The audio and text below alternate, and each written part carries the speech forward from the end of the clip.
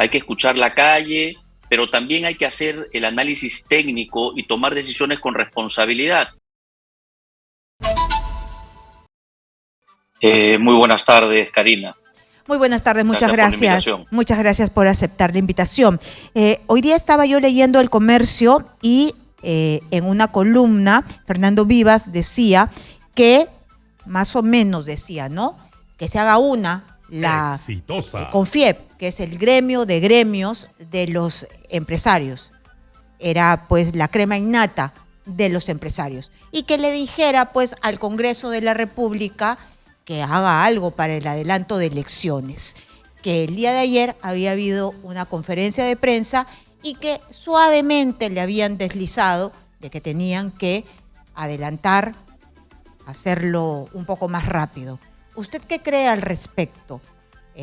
Primero sobre esta invitación que le hace Fernando Vivas de que se hagan y que no le hagan todo el peso al Ejecutivo, sino que ahora en las manos del Congreso está el verdadero peso para el adelanto de las elecciones.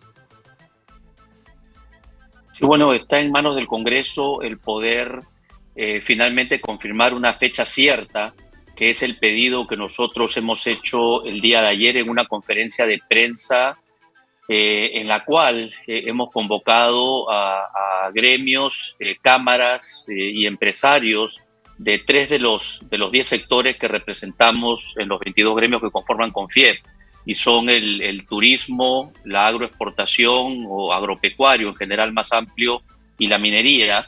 Y a propósito de esa conferencia es que hemos hecho este pedido al Congreso de que pueda dar una fecha cierta, y hemos tomado conocimiento que ayer en la Comisión de Constitución se ha votado para poder anticipar el inicio de la segunda legislatura, que permitiría poder confirmar la votación del proyecto de ley que ya ha sido votado con más de 87 votos, valga la redundancia, la legislatura anterior. Ahora, algo que yo quisiera destacar, Karina, sobre eso, es notar que ha tenido votos en contra, ha sido solo por mayoría, y los votos en contra han sido de todas las bancadas afines al gobierno de Pedro Castillo, de Perú Libre, Perú Democrático, Juntos por el Perú, o el nuevo nombre que tienen, los congresistas del magisterio.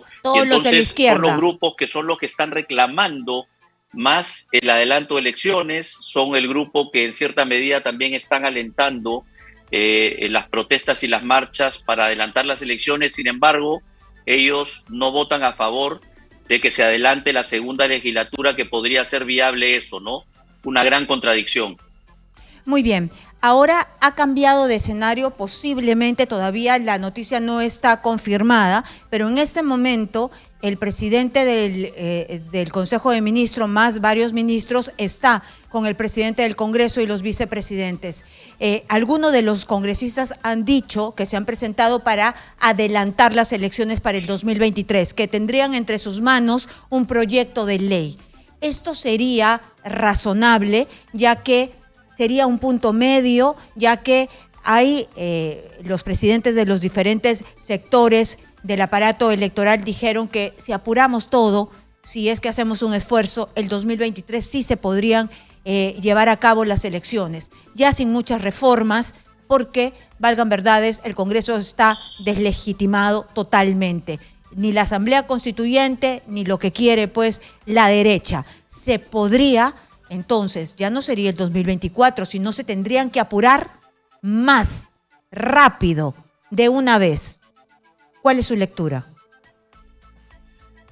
Lectura es que estas decisiones se tienen que tomar no solamente por lo que pide la calle, y sabemos que estamos pasando por un momento muy difícil. Hay que escuchar la calle, pero también hay que hacer el análisis técnico y tomar decisiones con responsabilidad. Tenemos que analizar y entender por qué estamos en esta situación por la cual tenemos 7 presidentes en 7 años prácticamente, y entonces si no hacemos algunas reformas mínimas, y esto no tiene nada que ver con que si los congresistas se quieren quedar o no, sino lo que nosotros pensemos como país con un análisis técnico y concienzudo, cuáles son esas reformas mínimas que permitirían que tengamos mejores candidatos y que tengamos mejores posibilidades que quienes sean elegidos para liderar el país desde el Poder Ejecutivo y el Poder Legislativo puedan trabajar de una manera más armoniosa y que puedan tener gobernabilidad y esto pueda tener sostenibilidad. Lo peor que nos podría pasar, Karina, es que por apurarnos, porque hay mucha presión, y es cierto la hay, pero debemos tener los políticos y las personas que conocen estos temas técnicamente, deben poner los temas en la mesa para hacer algo que sea realista y que permita que tengamos una elección y que no regresemos al mismo lugar donde hemos estado en los últimos 7 años, de acá a 1 año y medio, ¿no? Entonces creo que tenemos que lograr ese equilibrio y si han encontrado una forma de hacerlo para poder acortar los plazos, pero sí hacer las reformas mínimas, entonces veamos si efectivamente ese proyecto se va a presentar, ¿no? Pero en este punto estamos en realidad en una zozobra, porque no se sabe si las bancadas de izquierda van a votar en el mismo sentido que votaron para el adelanto de las elecciones. Y de repente no se llegan ni siquiera los votos necesarios para que se adelanten las elecciones. Como usted bien ha dicho, son todas las bancadas de izquierda las que no están votando en ese sentido. ¿Qué pasa si es que no votan en ese sentido? ¿Qué pasa si es que algunos de derecha, como ya están diciendo, condicionamos nuestro voto si es que no se descabeza a los aparatos electorales? Cada uno está poniendo sus condiciones. Y ahora no estamos para poner condiciones, estamos para encontrar mínimos acuerdos, muy chiquitos, y más bien los cambios de fondo son los que generan más diferencias. Así es, lo que sí necesitamos y el Congreso debe entender, y ahí nuevamente apelamos a la responsabilidad, es que la población sí necesita una data cierta, ¿no? Ya la presidenta ha anticipado de que su mandato debe acortarse. Ya se ha creado esa expectativa. Se ha generado una primera votación con los votos de ciertos congresistas de ciertas bancadas, ¿no? Entonces, creo que tenemos que estar todos vigilantes para realmente ver si eso fue una simple artimaña, ¿no? Para distraer y tratar de pensar que las cosas iban a calmarse, o se va a asumir con la responsabilidad que si se votó la primera vez, esos mismos congresistas deberían mantener y sostener su voto sin condicionantes, ¿no? En este caso es poder atender una necesidad de la población y una expectativa ya creada por todas las partes. Estamos hablando del Poder Ejecutivo y del Poder Legislativo, de tener una data cierta, ¿no? Si queremos comenzar a calmar, ¿no?, a la población que está esperando esto, creo que eso debería suceder y lo que deberíamos es estar alertas. Ahí me sorprendió, Karina, honestamente, tuve una entrevista más temprano de que se estaba dando la noticia que había sido aprobado el adelanto del inicio de la segunda legislatura y nadie hablaba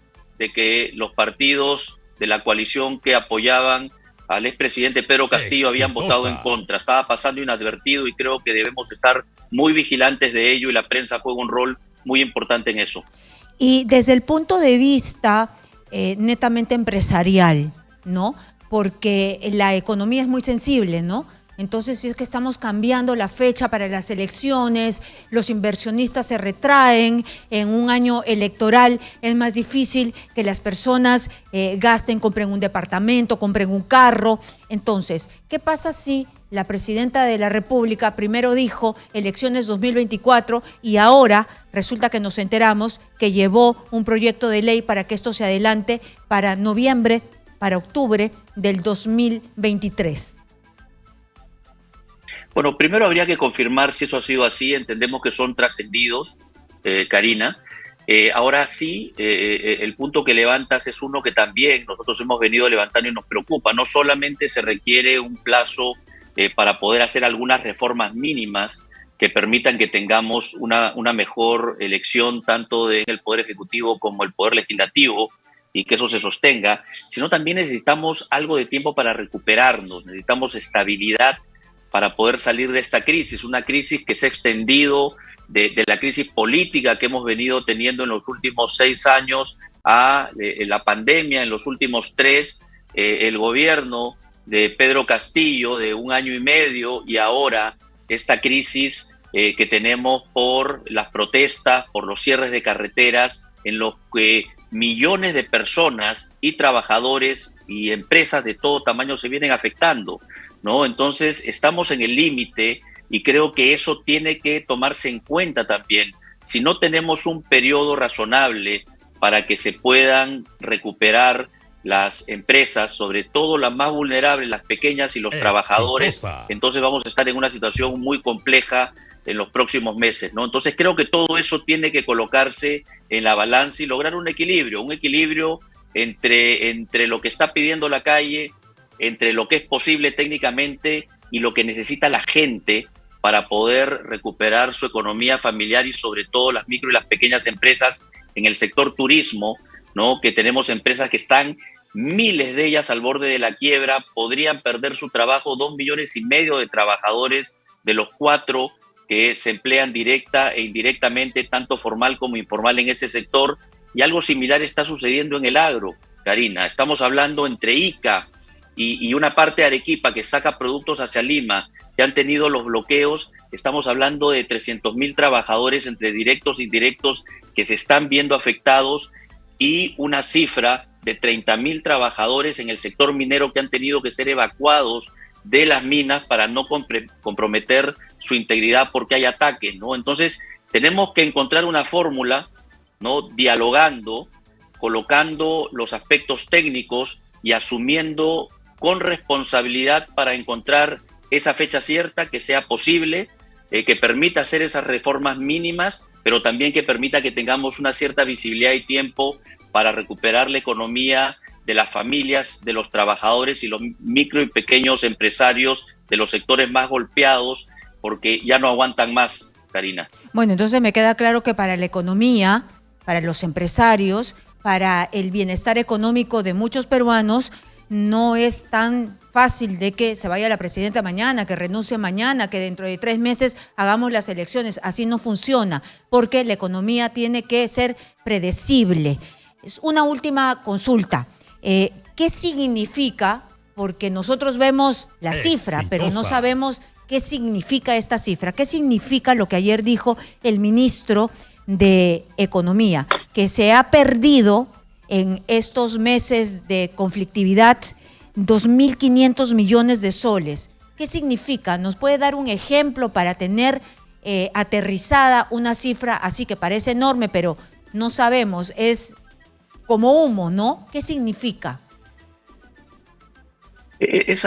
Nos imaginamos que es el cálculo de las cifras que se han perdido en ventas, ¿no? No se ha podido, hay productos agropecuarios que no han podido o terminar de producirse o llegar a los consumidores, se han cerrado operaciones mineras, el turismo ha parado, y es una cuantificación muy importante. Ahora, creo que más allá de esas cifras que son relevantes y que detrás de esas cifras hay recaudación muy relevante que se utiliza para cerrar justamente las brechas sociales que tanto se requiere y que las poblaciones están reclamando, es ver la cantidad de interrupción de la vida normal y del trabajo normal, que eso sí lo podemos ver en el día a día, ¿no? Y son las cifras que te mencionaba, ¿no? Por ejemplo, en el sector turismo son 4 millones de trabajadores, la mayoría está en el sur.